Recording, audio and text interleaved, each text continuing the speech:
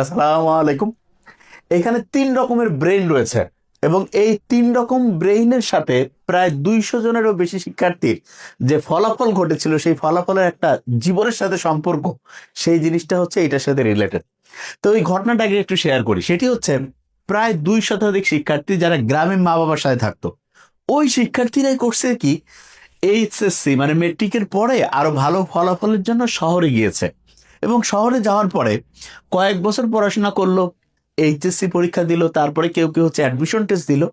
দেওয়ার পরে দেখা গেল যে মাত্র 16-18 জন শিক্ষার্থী মোটামুটি ভালো কিছু করেছে, আর বাকি যে শিক্ষার্থীরা রয়েছে বেশিরভাগই যেই স্বাভাবিক রেজাল্ট নিয়ে তারা গেছে তার চেয়ে রেজাল্ট খারাপ করেছে। এখন তাদের আসলে ঘটেছিল কি সেইটা বুঝতে গেলে এই 3টা ব্রেইনকে আমাদের অ্যানালাইসিসের মধ্যে আনতে হবে। তো এইটা বোঝার আগে আমরা গোল্ড ফিশের নিশ্চয়ই নাম শুনেছি। গোল্ড ফিশ এইটার একটা জিনিসের উপরে ফোকাস করার মানে একটা জায়গায় হচ্ছে অ্যাটেনশন দেওয়ার সর্বোচ্চ ক্যাপাসিটি হচ্ছে 9 সেকেন্ড।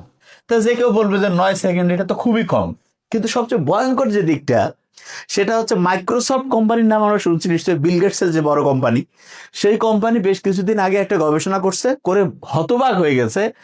বেশিরভাগ মানুষ 8 সেকেন্ড আছে না, 8 সেকেন্ড পরেই আর একটা জায়গায় ঠিকভাবে মনোযোগ ধরে রাখতে পারছে না। তার মানে আমাদের যে মনোযোগের ক্যাপাসিটি আগে অনেক ভালো ছিল, সেটা কত ভালো ছিল। এন্ড্রু কার্নিগির একজন নাম রয়েছে, ইনি ছিলেন 1835 সালে জন্ম নেয় আমেরিকার একজন হচ্ছে বলা যায় সবচেয়ে ধনী মানুষ। প্রথম জীবনে খুবই গরিব ছিল, পরবর্তীতে ধনী হয় এবং উনি অনেক অনেক হচ্ছে সম্পদ অর্জন করে। সমস্ত হচ্ছে যে ওটাকে বলবো যে এজেন্সি যারা হচ্ছে যে রাষ্ট্রের বিভিন্ন গোয়েন্দা বাহিনী, তারা চিন্তা করছিল ইনি এত টাকা করলো কি করে। সব খোঁজাখুঁজি করে যখন কোনো রকমের দুর্নীতি, কোনো রকমের অবৈধ কিছু পায়নি, তখন ওনাকে জিজ্ঞেস করলো যে আচ্ছা আপনার এত যে হচ্ছে যে বিজনেসের মধ্যে সাকসেসফুল হওয়ার মূল রহস্যটা কি। তো উনি তখন বলছে যে আমি 5 মিনিট একটা জিনিস নিয়ে একদম মনোযোগ দিয়ে চিন্তা করতে পারি। তো সবাই বললো এত কম, এটা তো খুবই সহজ।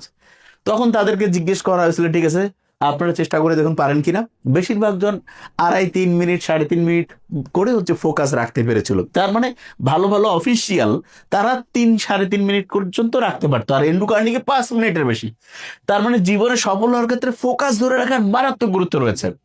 এখন আমাদের এই ফোকাস ধরে রাখার ক্যাপাসিটি মাত্র 8 সেকেন্ডে নামছে অধিকাংশ মানুষের, এবং এটা কি কারণে সেটা ইনশাল্লাহ আমরা আবিষ্কার করার চেষ্টা করব।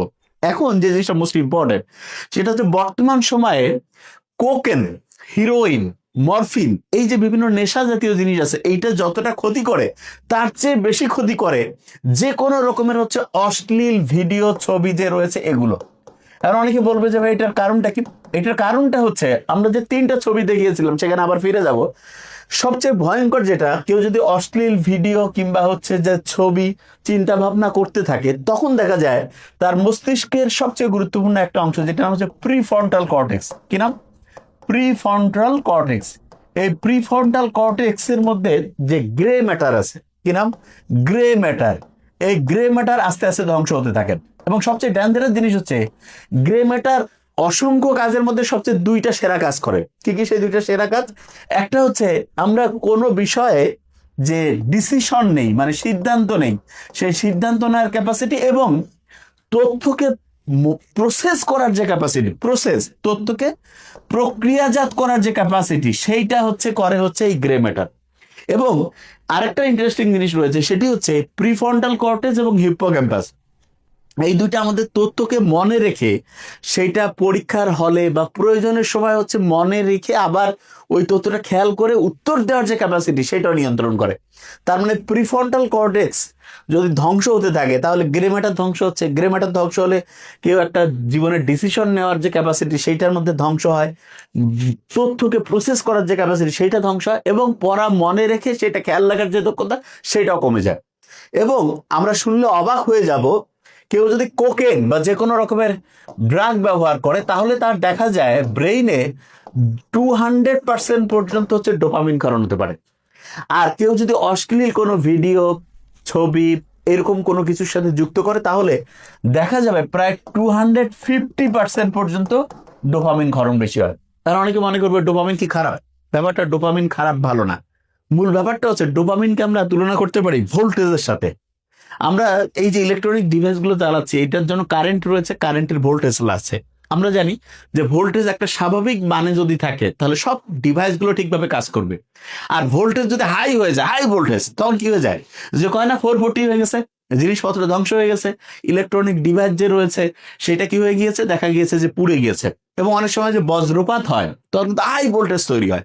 হাই ভোল্টেজ তৈরি হলে কি হয়, ইলেকট্রনিক্সের যে সার্কিট আছে, যে কোনো যন্ত্রাংশের যে বলা যেতে পারে আইসিএস, এগুলো কেটে যেতে পারে। আমাদের ব্রেইনটাও এরকম বিভিন্ন আইসি, বিভিন্ন নিউরনের কানেক্টিভিটি দিয়ে তৈরি হয়েছে। হাই ডোপামিন যখন ক্ষরণ হবে, তার মানে ডোপামিন লেভেল অনেক বেড়ে গেছে, তখন হাই ভোল্টেজ ব্রেইনে চলে আসছে। এবং এই কারণে কি হবে, যে ব্রেইনের যে কোষগুলো আছে, নিউরনগুলো, এগুলো ধ্বংস হয়ে যাবে। এবং সবচেয়ে ভয়ঙ্কর দিক, ব্রেইনের স্বাভাবিক যে প্যাটার্ন আছে, যেভাবে ব্রেইনের হচ্ছে যেই রাস্তায় ঠিকভাবে কাজ করার কথা, সেই রাস্তার গতিপথ চেঞ্জ হয়ে যাবে। ওই যে ভূমিকম্প হইলে যে কারণে অনেক সময় নদীর যে গতিপথ চেঞ্জ হয়ে যায়, ব্রেইনের স্বাভাবিক যে গতিপথ সেটা ধ্বংস হয়ে যাবে। এবং স্বাভাবিক গতিপথ যদি ধ্বংস হয়, তখন যেই কাজগুলো স্বাভাবিকভাবে আমাদের আনন্দ পাওয়ার কথা, যেমন ফ্যামিলির সবাই মিলে একসাথে গল্প গুজব করা, ফ্যামিলি তারপরে ফ্রেন্ডস মিলে হচ্ছে আড্ডা দেওয়া, এগুলো আর ভালো লাগবে না। তখন আনইউজুয়াল কাজ দেখা যাবে যে হচ্ছে যেই জিনিসটা ধর্মীয় দিক থেকে হচ্ছে নিষিদ্ধ। এবং আমরা অবাক হয়ে যাই এখন যে ধর্মীয় দিক থেকে ওই জিনিসটাই নিষিদ্ধ হয়েছে, যে জিনিসটা হাই ডোপামিন করণ করে।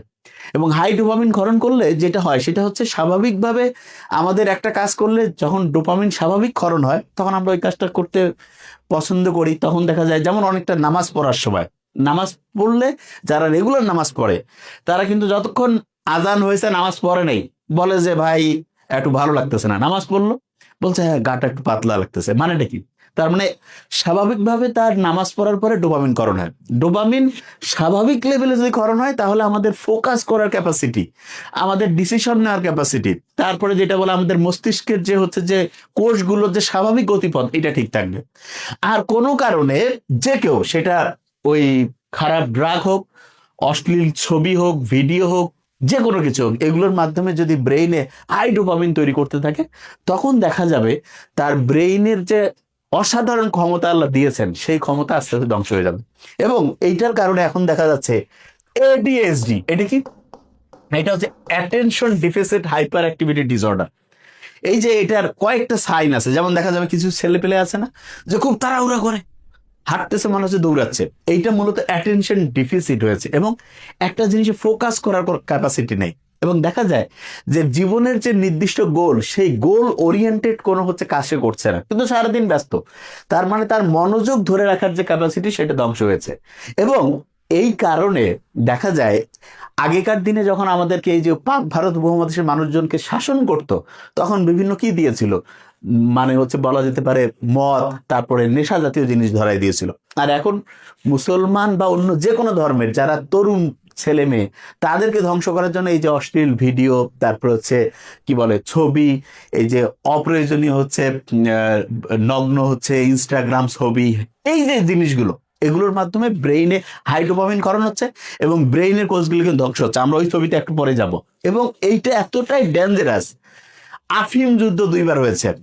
একবার হয়েছিল 1839 সালে শুরু হয়েছিল, 1842 পর্যন্ত শেষ হয়েছিল। এটা হচ্ছে যে চীন এবং ইংল্যান্ডের মধ্যে হয়েছিল। সেই যুদ্ধে দেখা গিয়েছে যে নানকিন চুক্তি হয়েছে। সেই চুক্তির মারফতে হংকং যে দেশ, সেইটাকে হচ্ছে যে চীনের কাছ থেকে ইংল্যান্ড তার নিজস্ব হচ্ছে যে ইজারায় নিয়ে নেয়। এবং আরেকবার আফিম যুদ্ধ 1856 সালে শুরু হয় এবং 1860 পর্যন্ত হয়।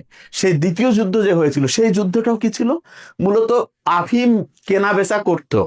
ইংল্যান্ড চাইতো যে আফিম আমরা যে কেউ কে হচ্ছে দিতে পারবো, এবং সেইখানকার যে চীনের যারা হচ্ছে অফিসার ছিল, তারা চাইছিল যে না, এটা দিয়ে তো যুব সমাজ ধ্বংস হয়ে যাচ্ছে।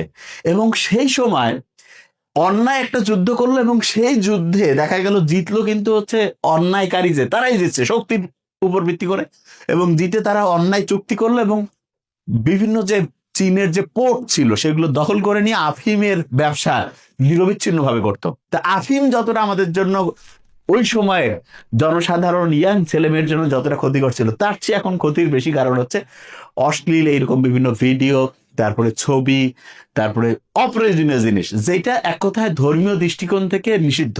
অনেকে বলে যে ভাইয়া মোবাইলে আমি দেখতেছি, এটা কি পাপ হবে? সবচেয়ে সহজ ব্যাখ্যা, খালি চোখে দেখা যেটা জায়েজ, সেটা মোবাইলে দেখা জায়েজ। আবার বলছি, খালি চোখে দেখা জায়েজ, মোবাইলে সেটা দেখা জায়েজ। আর খালি চোখে দেখা যেটা হচ্ছে হারাম, নিষিদ্ধ, সেটা মোবাইলে থাকা নিষিদ্ধ। তার মানে মোবাইলে আমরা কখনোই সেই রকম কার্যে হচ্ছে ব্যস্ত থাকবো না, যেটা ফ্যামিলির সবাই মিলে আমরা দেখতে পাবো না, সবাই মিলে হচ্ছে যেই এন্টারটেনমেন্টের মধ্যে আমরা নিজেদেরকে ব্যস্ত রাখতে পারবো না, সেইটা কোনো ক্রমেই মোবাইলে করা যাবে না। এবং এটা যদি করি তাহলে ভয়ঙ্কর যে দিকটা, ব্রেইনের ধ্বংস হচ্ছে। ধ্বংসটা কেমন? কোকেন, হিরোইন এগুলো খাইলে, এগুলো রেগুলার অ্যাডিকশন করলে, অ্যাডিক্টেড থাকলে 200%, আর এই অশ্লীলতায় জড়িত থাকলে 250%। আল্লাহ কত অসাধারণ করে বলছে যে মোমেন পুরুষ আর মোমেন নারী পরস্পর পরস্পরের বন্ধু, তোমরা পরস্পর তোমাদের দৃষ্টিকে হচ্ছে সংযত করো। আর নারীদেরকে বলছে যে জাহিলিয়াতের যুগের মতো নিজেদের হচ্ছে উন্মুক্ত ভাবে প্রদর্শন করো না। এখন দেখা যাচ্ছে যে সমাজের যত রকমের অন্যায় অশ্লীলতা আছে, এইটার যত রকমের অপরাধ আছে, তার মধ্যে ব্রেন ঠিকভাবে কাজ করছে না, এবং হচ্ছে যে হাই ডোপামিন কারণ হচ্ছে, স্বাভাবিক অ্যাক্টিভিটিস নষ্ট হয়ে যাচ্ছে। এখন কথা হলো যে এই কাজগুলো আমরা অনেক সময় হচ্ছে অ্যাড্রেসও করি না যে এগুলো যে অন্যায়। এবং এই ক্ষেত্রে অভিভাবকদের উচিত যে সন্তানদেরকে এখন থেকে জানিয়ে দেওয়া যে হ্যাঁ, যে যেইটা ধর্মীয় নীতিমালা রয়েছে সেইটা যদি মানো তাহলে তুমি ভালো করবা, না হলে কিন্তু আস্তে আস্তে ধ্বংস হবা। ওই যে 200 স্টুডেন্টের কথা বলেছিলাম, 2 শতাধিক শিক্ষার্থী যারা গ্রাম থেকে শহরে গিয়েছে, এদের মধ্যে সাধারণত দেখা গিয়েছে 3 রকম স্টুডেন্ট রয়েছে। এক রকমের শিক্ষার্থী ছিল যারা ধর্মীয় নীতিমালা একদম ভালো করে মানতো, এবং তাদের ক্ষেত্রে যেটা হয়েছে, ধর্মীয় নীতিমালা মানার কারণে দেখা গিয়েছে তাদের ব্রেনটা স্বাভাবিকই ছিল। কিরকম ব্রেন ছিল স্বাভাবিক? সেটা হচ্ছে এই প্রথম ব্রেনটা। এবং এইটার কারণে তারা অ্যাটেনশন ধরে রাখতে পারতো, ফোকাস ধরে রাখতে পারতো, পড়াশোনা করতো, রেজাল্ট ভালো করতো। এই যে দ্বিতীয় যে রয়েছে, এগুলো হচ্ছে ড্রাগ অ্যাডিক্টেড হয়েছে কিছু কিছু ছেলে পেলে, যে একটু বন্ধু বান্ধবের সাথে সিগারেট হ্যান ত্যান খাওয়া শুরু করলো, ব্রেনের ধ্বংস হলো, এবং পড়াশোনা ধরে রাখতে পারছে না, পড়ায় আগ্রহ নাই, মেজাজ খিটখিটা গরম, আচরণ খারাপ, হাই অ্যাক্টিভিটি, মানে হচ্ছে যে ভাবচক্কর বেশি, এদের রেজাল্টও জীবনে ভালো কিছু হয়নি। তৃতীয় গ্রুপ, এরা অশ্লীলতায় জড়িয়ে গেছে, এই বয়ফ্রেন্ড গার্লফ্রেন্ড, তারপরে হচ্ছে যে বিভিন্ন অশ্লীল জিনিসের সাথে যুক্ত হয়ে এদের ব্রেন আরো বেশি ড্যামেজ হয়েছে। এবং এই 3 গ্রুপের মধ্যে যারা ধর্মীয় নীতিমালা মারছে তাদের রেজাল্ট আলহামদুলিল্লাহ ভালো হয়েছে, আর এই 2 গ্রুপ ধ্বংস হয়েছে। তো এই 2টা গ্রুপের মধ্যে যে কেউ যদি এখন প্রশ্ন করে যে কেউ যদি এই যে ড্রাগের মধ্যে অ্যাডিক্টেড, অশ্লীল জিনিসে অ্যাডিক্টেড হয়, তাহলে তার ফিরে আসার বুদ্ধি আছে কিনা? আছে। একটা শব্দের মধ্যে এই ফিরে আসার বুদ্ধি আছে, সেই শব্দটা হচ্ছে রিলিজ। যে কোনো প্রবলেম ইনশাআল্লাহ আমরা এই শব্দকে বিশ্লেষণ করে বের করে ফেলতে পারবো। সেটা কি? আর্ট হচ্ছে রিকগনাইজ। যে কোনো শিক্ষার্থীকে আগে বুঝতে হবে যে হ্যাঁ, আমি যদি অশ্লীল কোনো কিছুতে, কিংবা যেটা বলা যায় ধর্মীয় নীতিমালার বাইরে, সেইটা, এবং খেয়াল রাখতে হবে যেই কাজটা আমি করার পরে অন্যের সামনে মানে হচ্ছে গর্বভরে বলতে পারি সেটাই খারাপ কিছু, সেইটাতে যদি আমি জড়িত হয়ে থাকি তাহলে তওবা করে আল্লাহর কাছে ইস্তেগফার করে, আর কি বলো এটা কি জানি, মানে হচ্ছে যে ভুল স্বীকার করে যে আমি ভালো হতে চাই। এইটা যখনই চিন্তা করবো, ইনশাআল্লাহ আমাদের ব্রেনকে এমন অসাধারণভাবে আল্লাহ বানিয়েছেন, শুনলে অবাক হয়ে যাব। মাত্র 4 সপ্তাহে ব্রেন যতটাই ধ্বংসপ্রাপ্ত, ওই সেকেন্ড বা থার্ড ক্যাটাগরি হলে মাত্র 4 সপ্তাহে আমরা যদি এগুলো থেকে নিজেদেরকে দূরে রাখি, ব্রেন আবার আলহামদুলিল্লাহ আগের অবস্থায় যাবে। এবং সেই জন্য ফার্স্ট যে উইকটা আছে, ফার্স্ট উইকটা কিন্তু খুব কষ্ট হবে। অনেকটা এরকম, যে আল্লাহ বলছে না, তুমি যখন অন্যায় করবা সেইটার শাস্তি দুনিয়াও কিছু পাবা, আখিরাতেও পাবা। তো ওই যে 2 নাম্বারই যা কিছু করছি সেইটার জন্য ফার্স্ট উইক কষ্ট হবে, প্রচুর কষ্ট হবে, এবং ঘুম আসবে না, হাত পা ব্যথা করবে, মানে খাওয়ার রুচি কমে যাবে, ভয় লাগবে, বুক ধরপড় করবে, এই জিনিসগুলো হবে। কিন্তু এই যে কষ্টের পরেই আল্লাহ রহমত চলে আসবে। সেকেন্ড উইক থেকে শুরু হতে থাকবে কি, কষ্ট কমতে থাকবে, কষ্ট কমতে থাকবে, ভালো লাগা শুরু হবে। থার্ড উইকে কষ্ট আরো কমতে থাকবে, আর একটু ভালো লাগা শুরু হবে।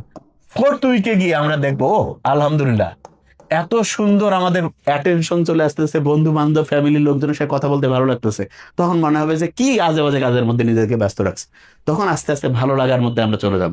তা এই first week, second week, third উইকটা আল্লাহর সাথে কানেকশন থাকতে হবে। ফ্যামিলির যারা রয়েছে তাদের কাছে কি হতে পারে, যে কোনো সমস্যা আগে রিকগনাইজ হয়ে গেছে, এরপরে ইতে হচ্ছে কি সব সময় যেটা বলি এঙ্গেজ রাখতে হবে, তাকে ব্যস্ত রাখা, 5 ওয়াক্ত নামাজ পড়া, ধর্মীয় নীতিমালা, ভালো বই পড়া, আস্তে আস্তে সে পজিটিভ হয়ে যাবে। এলতে হচ্ছে লিসেন, তার সমস্যাগুলো মন দিয়ে শুনতে হবে, কোনো মন্তব্য করার দরকার নেই, সমস্যা এটা ব্যাপার না, ইনশাআল্লাহ আমরা সবাই মিলে একসাথে সমাধান করবো। ইতে যেটা রয়েছে সেটা হচ্ছে ইমপ্যাথি। এই সমস্যা যদি আমাদের নিজেদের কারো হইতো, সে কিন্তু ইচ্ছা করে করতেছে না, যে কোনো ভাবে সে অ্যাডিক্টেড হয়ে গেছে, তাহলে কতটা কষ্ট পাইতাম আমরা, সেই অনুযায়ী তাকে হচ্ছে নিজেদের মধ্যে হচ্ছে চিন্তা করতে হবে। এরপরে যেটা অ্যাকসেপ্ট, এরকম অন্যায় যে কেউ করতে পারে, এটা অন্য কাউকে বলার দরকার নেই, ফ্যামিলির সবাই মিলে যে ওকে ফাইন, ইনশাল্লাহ আস্তে আস্তে আমরা পজিটিভ দিকে যাব। এরপরে যেটা রয়েছে সাপোর্ট।